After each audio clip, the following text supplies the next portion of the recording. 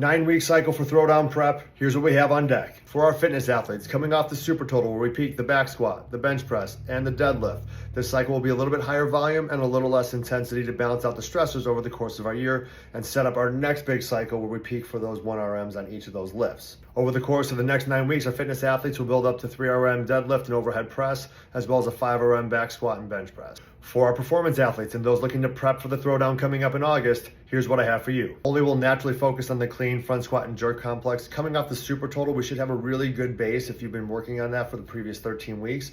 So we're going to scale back the volume and the intensity just a little bit to allow the body to recover. We'll build up more volume and intensity as we get further into the cycle. As for squatting, front squats will obviously take precedent here. We'll build up to 1RM straight progression over the course by week 7.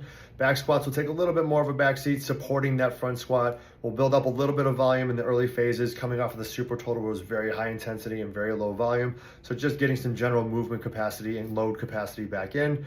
And we'll also follow that up with a pause cycle to build general leg strength out of the bottom position. There will also be an uptick in volume to work on technique and building capacity for the muscle ups, rope climbs, and pull-ups. For competition-specific prep, we'll start to shift the emphasis towards those movements. You'll see more sandbags weekly. You'll see lunges instead of step-ups or front squats as often. You'll see more thrusters as opposed to wall balls, shifting our emphasis to make sure we're working our way towards building capacity for this upcoming event so that you feel fully prepped by the time competition day comes. We know that the outcome we are aiming for is to be able to perform high-level skills under fatigue.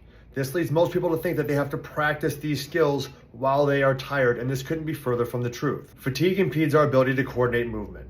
If we only practice these movements under fatigue, we're interrupting our own learning curve, making it harder for us to repeat our mechanics. So our body doesn't learn how to do things the right way. Most people stress about building capacity and doing these things under fatigue, as if that's gonna hold them back.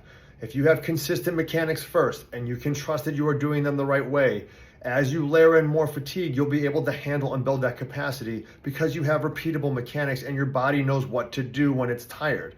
If you layer on stress without having a foundation, all it's going to do is make you frustrated. Develop the repeatable mechanics first when you are not tired, and then slowly layer in the ability to do them under fatigue, not the opposite way.